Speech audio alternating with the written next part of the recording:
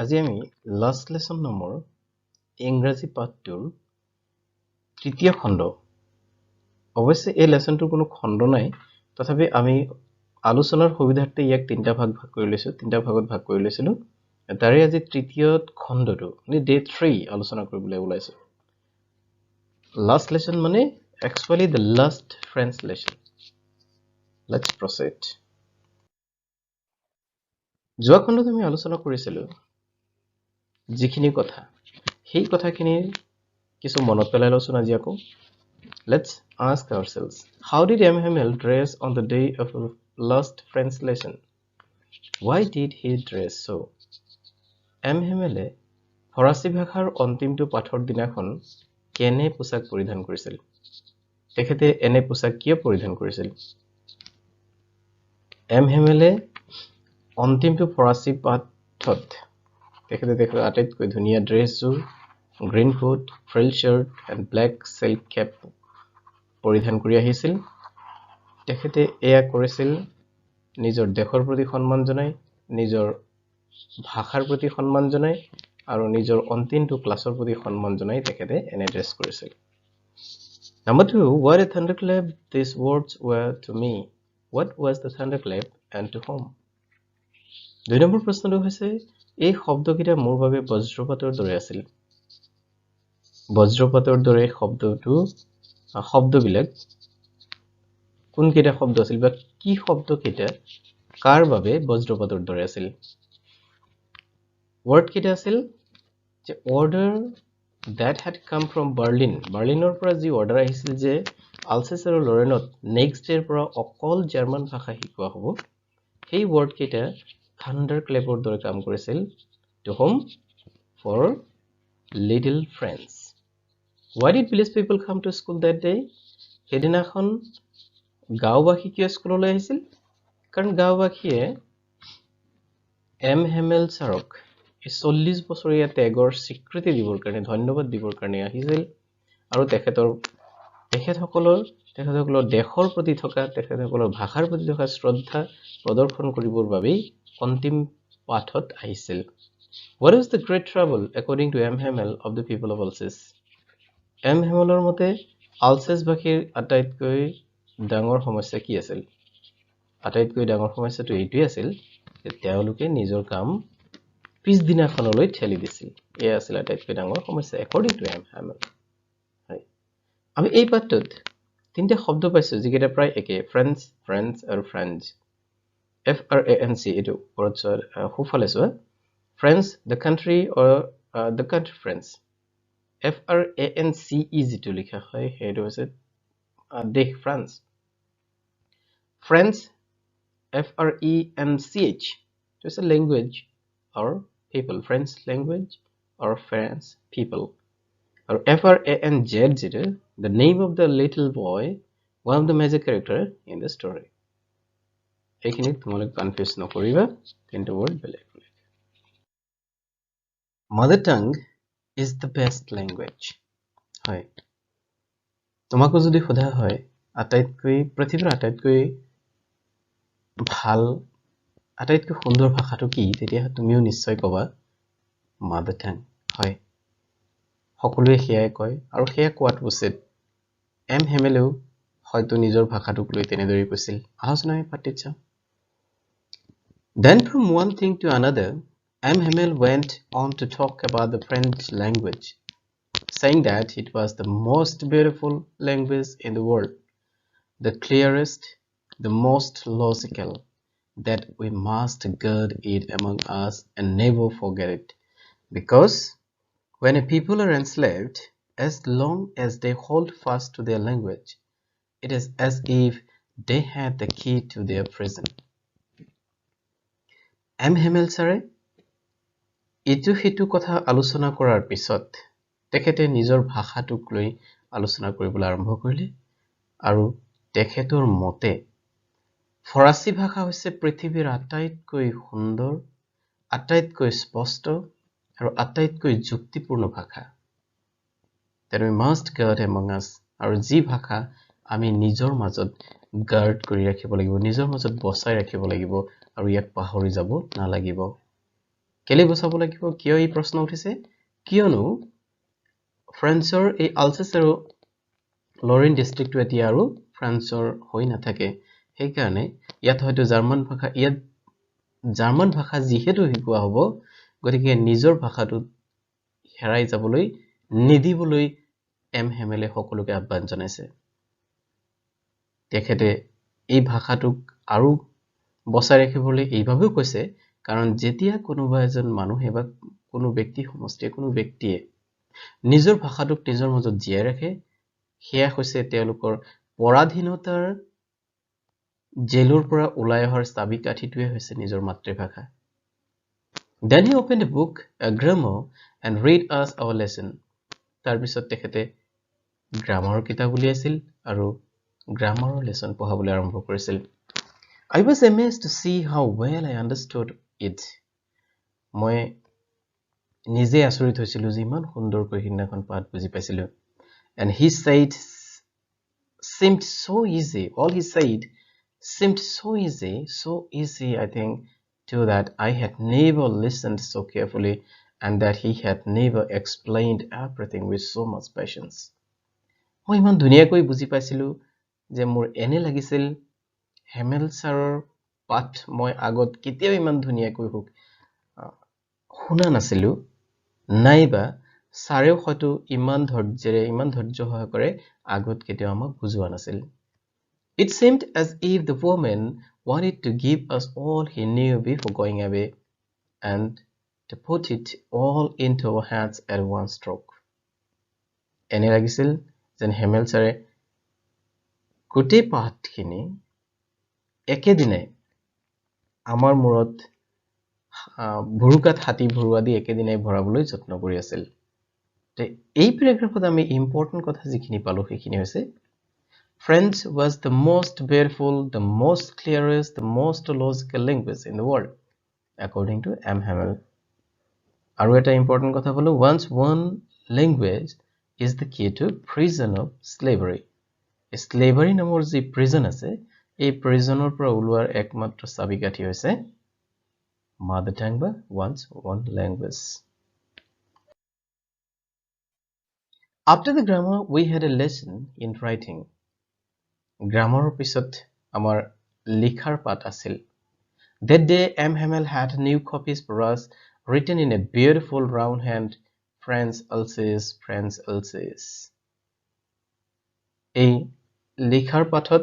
ছাৰে গুড আখৰেৰে ধুনীয়াকৈ লিখি আনিছিল কিছুমান কাগজৰ টুকুৰাত France Alsace আমাৰ এই পেজটো স্লাইডৰ ওপৰত দেখিছে France Alsace ইয়াতো আমি স্লাইডৰ নিচিনাকৈ বনাবলৈ যত্ন কৰিছিলো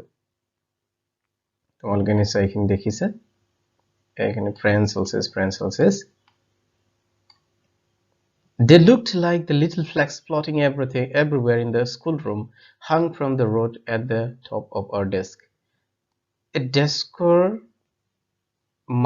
ডেস্কত মাৰি লগাই এই কাগজৰ টুকুৰাবিলাক যেতিয়া ডেস্কে দি দিয়া হৈছিল তেতিয়া এইখিনি সৰু সৰু ফ্লেগৰ নিচিনা গোটেই ৰুম ফুল হৈ থকা যেন অনুভৱ হৈছিল বা দেখা গৈছিল You ought to have seen how everyone set to work and how quiet it was. তুমি হয়তো দেখি আচৰিত হলাহেঁতেন মানুহসকলে ক্লাছত উপস্থিত থকা সকলোৱে ইমান ধৈৰ্য্যৰে ইমান শান্তকৈ লিখি নিজৰ কামত ব্যস্ত হৈ আছিল The only sound was the scratching of pens over the paper. এক মাত্ৰ যেটো শব্দ শুনা গৈছিল মানে এই যে নোটবুকত যে কলমেৰে লিখি আছিল কলমেৰে কাগজত লিখি থকাৰ যে কলম কাগজত ঘহনি খোৱাৰ যে শব্দ সেই শব্দ তেতিয়া শুনিবলৈ পোৱা গৈছিল সাধাৰণতে আমি এটো শুনি নাপাও একেবাৰে সাইলেন্ট যেতিয়া থাকে তেতিয়া সেই শব্দবিলাক শুনা যায় Once some beetles flew in but nobody paid any attention to them এনেকৈ এবাৰ ক্লাছত গোবৰো এটা সোমাই আহিলে কিন্তু এই গোবৰুৱাটোৰ প্ৰতি কোনো গুৰুত্ব নিদিলে Not even the littlest ones একেবাৰে সৰু লৰাবিলাকেও গুৰুত্ব নিদিলে Who walked right on tracing their fishworks as if that was friends too সেই সৰু লৰাবিলাক কোন লৰাবিলাকে কি ওপৰত কাম কৰি আছিল খুব ব্যস্ততাৰে বোৰ্ডত আঁকি থোৱা ফিশ হুক মানে হৈছে বৰশী এই বৰশীৰ ছবিটো তেওঁলোকে ফ্ৰেঞ্চ ভাষাৰ কিবা লেটাৰ বুলি মনোযোগেৰে চাই আছিল on the roof the pigeons cawed very low and I thought to myself will they make them sing in German even the peasants এনে সময়তে ঘৰৰ চালত পাৰৰ ৰুন্দি আছিল আৰু তেতিয়া ফ্ৰেঞ্চে ভাবিছিল কাইলৈৰ পৰা পাৰকেইজনীও জাৰ্মানতেই ৰুন্দিব লাগিব নেকি জাৰ্মান ভাষাতেই ৰুন্দিব লাগিব নেকি কি মৰ্মান্তিক নহয়নে বাৰু Whenever I looked up from my writing, I saw M. Hamel sitting motionless in his chair and gazing first at one thing, then at another, as if he wanted to fix in his mind just how everything looked in that little schoolroom. মই নিজৰ নোটবুকৰ পৰা যেতিয়া মোৰ দাগি চালু দেখিলো হেমেল ছাৰে চকীখনত থৰ হৈ বহি আছে আৰু স্কুলৰ ইটো সিটো বস্তুৰ প্ৰতি খুব তীক্ষ্ণ দৃষ্টি নিক্ষেপ কৰি আছে fancy হয় 40 years he had been there in the same place with his curtain outside the window and his class in front কল্পনা কৰাচোন তেখেতে এই 40 years 40 বছৰ চাকৰি কৰাৰ পিছত 40 বছৰীয়া ত্যাগ কৰাৰ পিছত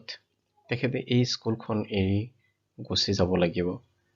Only the desks and benches had been worn smooth. The walnut trees in the garden were taller, and the hoop vine that he had planted himself twined about the windows to the roof. বিদ্যালয়ৰ কেৱল desk বেঞ্চখিনি হলুক-ঢলুক হৈছিল। অখৰোট গছ যিজোপা হেমেল ছাৰে ৰুইছিল ডাঙৰ হ'ল, ওখ হ'ল। হোপ ভাইন লতা, এই লতা গছবোৰ খিৰিকীৰ ওপৰেদি উঠি ছাদ পাইছিলগৈ। How it must have broken his heart to leave it all, poor man, to hear his sister moving about in the room above, packing their trunks, for they must leave the country next day. ওপৰত ভনীয়েকে কাপোৰ কানি নাইবা যাৱতীয় বস্তু packing কৰি থকাৰ শব্দ শুনিবলৈ পোৱা গৈছিল কাৰণ কাইলৈৰ পৰা তেওঁলোকে আৰু এই দেশত থাকিব নোৱাৰে। এই গোটেই কথাখিনিয়ে তেখেতৰ অন্তৰাত্মা যে কিমান দহিছিল। But he had the courage to hear every lesson to the last. কিন্তু তথাপিও ফ্ৰেঞ্চৰ এই গোটেইখিনি কথা ভাবি বেয়া লাগিছিল যদিও তথাপিও ক্লাছৰ শেষলৈকে শুনাৰ ধৈৰ্য ৰাখিছিল After the writing we had a lesson in history and then the babies chanted in their ba baby bo boo Writingৰ পিছত আমাৰ হিষ্ট্ৰী ক্লাছ আছিল আৰু হিষ্ট্ৰী ক্লাছত কোন ল'ৰা ছোৱালীসকলক বা বেবি bo boo গাবলৈ দিয়া হৈছিল এই বা বেবি bo boo নো কি আমি আলোচনা কৰি আছো পিছত তলত Down there at the back of the room, old Hauser had put on his spectacles and, holding his primer in both hands, spelled the letters with them. বৃদ্ধ হাউচাৰেও কোন ল'ৰা-ছোৱালীসকলৰ লগত চশমাযোৰ পিন্ধি লৈ এই বা বেবি বৌ বৌ আওৰাবলৈ আৰম্ভ কৰিছিল You could see that he too was crying. His voice trembled with emotion. তেখেতেও কান্দিছিল আৰু আবেগত তেখেতৰ মাত কপি ওলাবলৈ ধৰিছিল And it was so funny to hear him that we all wanted to laugh and cry.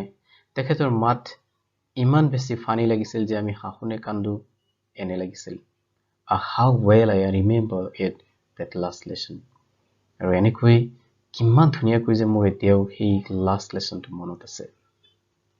All at once the church clock struck 12. আৰু এইবিলাক কথা ভাবি থাকোতেই গীৰ্জাঘৰৰ ঘড়ীটোৱে 12 বজাৰ সংকেত দিছিল Then the Angelus প্ৰাৰ্থনাৰো সংকেত পোৱা গৈছিল At the same moment the trumpets of the Prussian soldiers returning from drill sounded under our windows. আৰু সেই একেটা সময়তেই প্ৰুছিয়ান সেনাসকলে অনুশীলন কৰি ঘূৰি অহাৰো সংকেত পোৱা গৈছিল এই গোটেই শব্দবিলাক একেলগে শুনা গৈছিল M. Hamel stood up very well in his chair and I never saw him look so tall. মানে সংকেতবিলাকে বুজাইছিল যে দুপৰীয়া 12 বাজিছিল আৰু 12 বজাৰ লগে লগে M. Hamel ছাৰে তেখেতৰ চকীৰ ওপৰত উঠি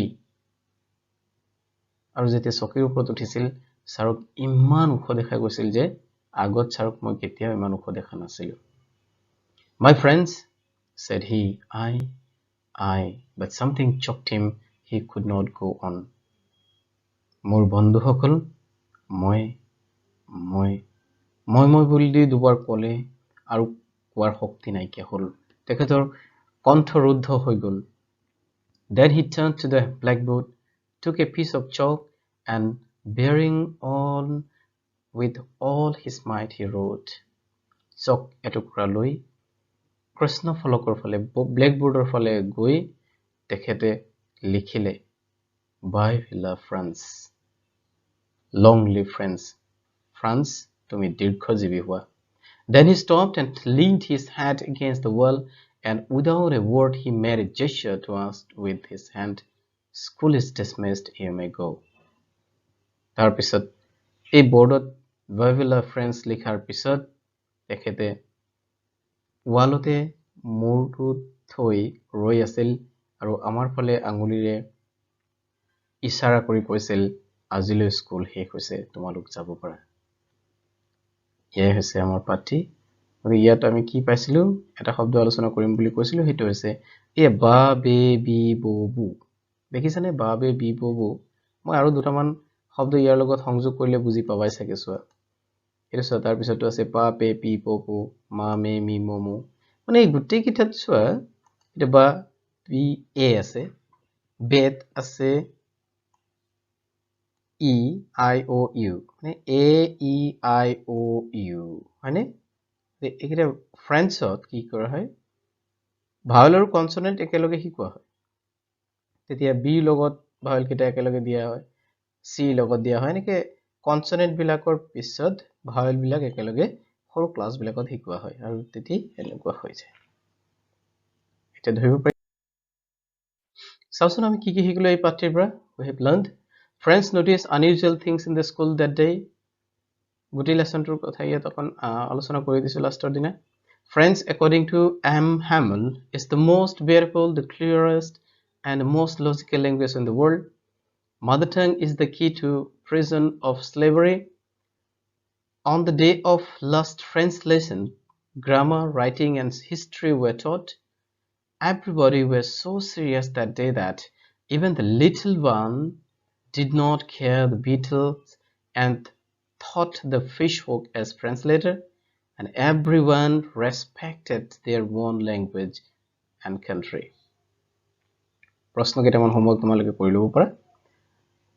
what were the unusual things by friends on the day what is the unusual things seen by friends on the day of last French lesson what was the news put up on the bulletin board yet up eta thaki hol how did the feeling of friends change how were the parents and the teacher himself responsible for neglecting French language and write a short note on French and M Hamel French aru M Hamel upor short note likhibo pare ekhini homework koribo pare bye bye